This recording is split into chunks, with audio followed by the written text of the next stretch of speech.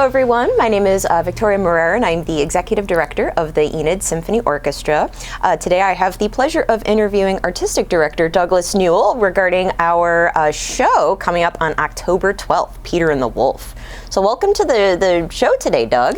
Well, thank you. We're going to take the symphony hunting on a symphonic safari, no less.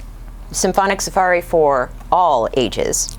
All ages, and we're going to show you exactly how the instruments of the orchestra can imitate something important in real life, animals. Now, I know that doesn't sound typical, but that's what we're going to do. I mean, we're going to slay this thing. It's not some demure, bougie, no-caps kind of thing going on here, Kapralova. But what we're going to do, I knew it. Are you just showing off all of the vocabulary I taught you the other day? I am doing it. I mean, this is so mindful. But nonetheless. We need to have a Gen Z translator here. Well, they could get one on the bottom of this screen like a fact checker or something. Right, the closed caption. But at any rate, you're going to love this concert, and bring your children by all means. Even have them dress up as an animal. Because we're going to open the show with something that has nothing to do with animals at all. The can-can. And then we're going to show you, or play for you, what it would sound like if turtles danced the can-can. Now, that's a lot different. Totally different, but same music, but we're going to show you what it's like if turtles dance the can-can. And then we're going to honor the election season by imitating elephants and donkeys in the orchestra. You'll enjoy it. Remember, it's for all ages. And then we're going to play a marvelous piece of music by an Italian composer, Ottorino Respighi. I got a little ahead of myself, sorry. But Respighi wrote this piece of music. He's early 20th century, but he was using music from the 16th and 17th music, and believe it or not, popular guitar music. We call it lute music, which it was, but it was popular music of the day, which imitated like a cuckoo, a hen, a dove, a nightingale. How would those things sound if played by instruments of the orchestra? And that's what we're going to play. And then we're going to bring out a friend of ours, a musician in the Enid Symphony Orchestra. His name is Paul Nesper. And he's going to come and lead us through, he's going to narrate the story of Peter and the Wolf, a young, impish, mischievous. Oh, mischievous, a 9-year-old Gen Zer. I mean, this is absolutely amazing. Are they still Gen Zers or is it Gen Alpha? I know it's Gen Alpha. Well, it's a future one. Yes, okay. Whatever. Gen Z back in the 40s. Okay, I guess it was. But at any rate, Peter and the Wolf is the story of a little boy who cries. Well, he doesn't pay attention to the wolf. His grandfather, who is portrayed by the bassoon in the orchestra, and plays very low notes, in the lowest of notes, because grandfathers sound that way when they walk and they creak and they talk and they tell you don't go outside, it could be dangerous. But you go outside anyway and look around, especially if you're Peter in the story Peter and the Wolf, and you walk around the meadow and there's a cat and there's a duck in a pond and there's a little bird that flies down. And then to top it all off, there's a wolf. Now, the wolf is portrayed by the French horns in the orchestra. They're nothing to be afraid of in real life, but they play a scary theme. The bird is represented by the flute. The oboe represents the duck. Give a 5th grader an oboe. It'll sound like a duck. Well, something happening to a duck.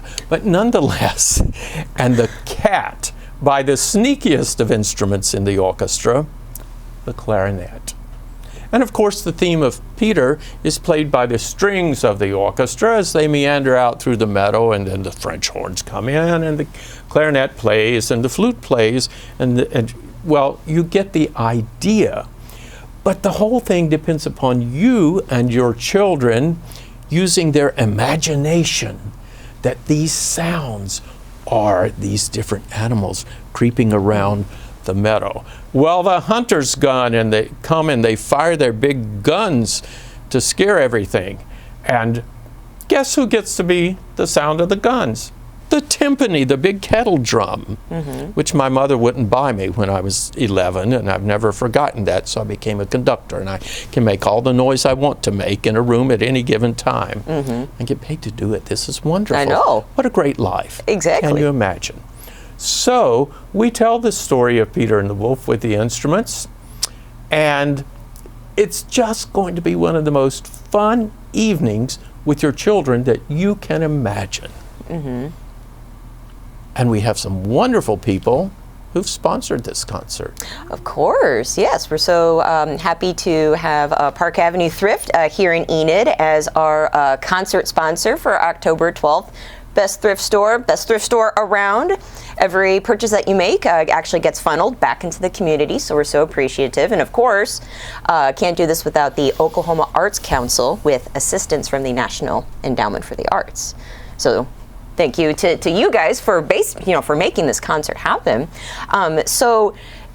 Doug, we are, this concert is the second in our Rising Voices season. Now, we had a phenomenal concert last month with Dr. Karen Walwin performing the Florence Price Piano Concerto. It was a big concert, big orchestra. What's the orchestra size like for this concert? Well, as I like to always say, when people say, how many people play in the symphony?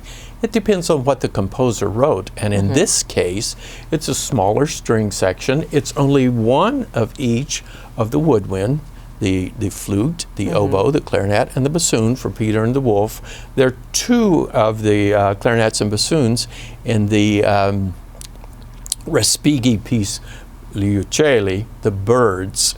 And, the strings represent the donkey braying, hee-haw. It really does sound like that. And the double basses represent the elephants as they walk around slowly.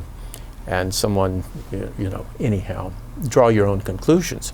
But if this is a smaller orchestra, let's see, it'll be 6, 6, 4, 4. That's how many? 12 and 8. That's 20. And 23 strings instead of about 38 or so.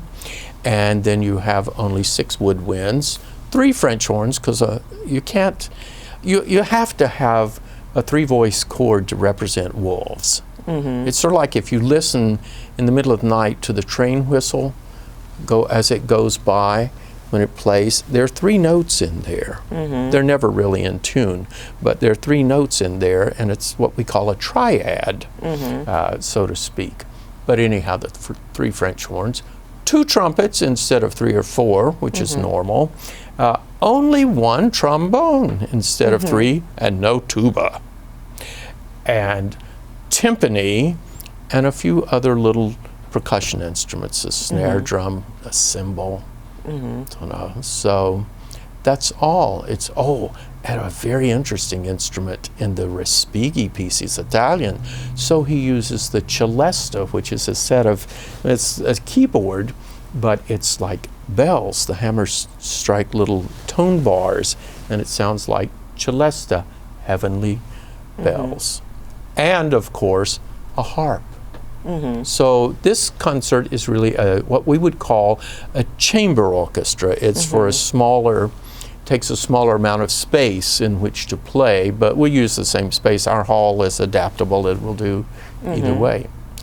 And a very interesting, unique instrument for this concert, a narrator, someone to tell the story.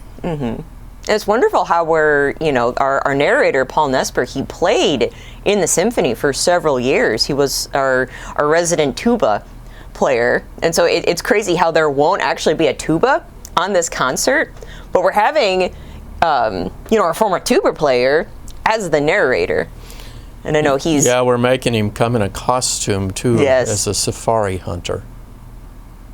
I'm not. We've been looking around Enid for a safari hat, so if any of our viewers know where we can find a safari hat, please send us an email at enidsymphony@aol.com or give us a call, 580-237-9646. We could sure use a lead on that. Don't forget to let your children come in costume. If they have a early Halloween costume, have them wear it. If they're an animal, or anything else. It would just be fun to have them in the audience, because especially elephants, turtles, donkeys, birds, cats, ducks, you know, the wolf. There we go.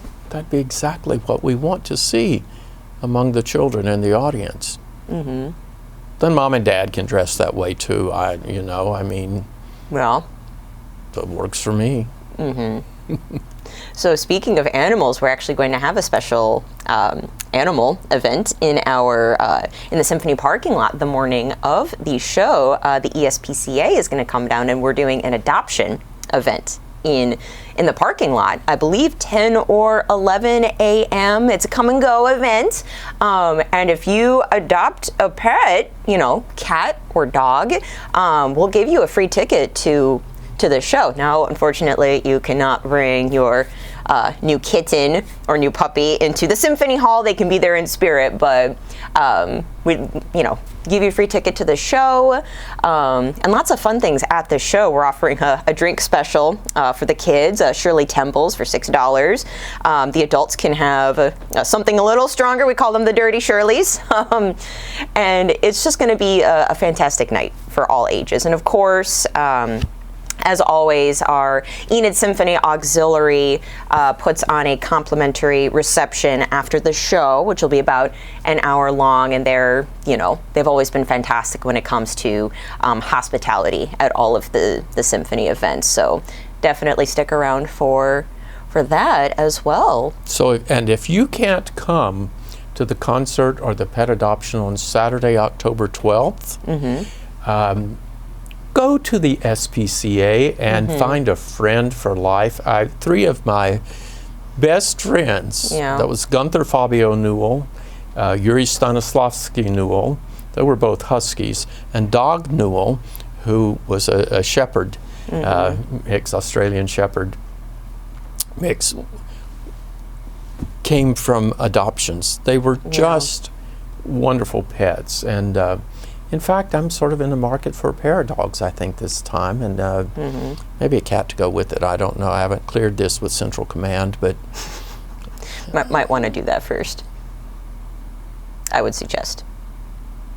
No caps. Okay. Perfect. It's going to be great. Kapralova. Yes. So if you're interested in attending the show, which I hope you are, it's going to be very, very exciting, very interactive for the whole family. Visit our website, enidsymphony.org.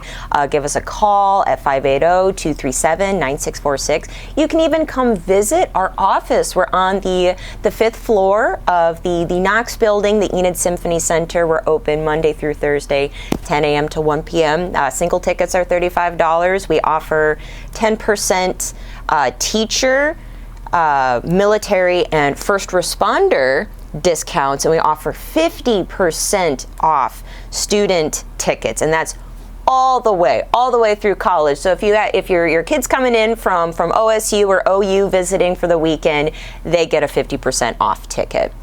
So definitely check it out, and of course follow our Facebook page at Enid Symphony Orchestra.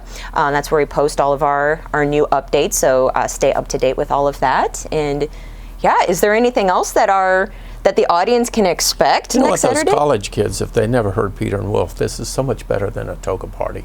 Bring them to the symphony. I can't tell you how many people, even if people who aren't interested in classical music, I feel almost everybody has heard Peter and the Wolf, and maybe when they were a kid or they saw it on TV. So I think parents use it as a way of telling children not to push the limits. So thank you for having me today. I've had a ball being here. Well, thank you for joining us today. And again, I would like to thank our sponsors for next Saturday's show, Park Avenue Thrift, the Oklahoma Arts Council, and the National Endowment for the Arts. So thank you, Doug, for joining me today, and thank you to all of our viewers for joining us today as well. And continue to support the arts in our community, and we will see you next Saturday, October 12th at 7:30 p.m.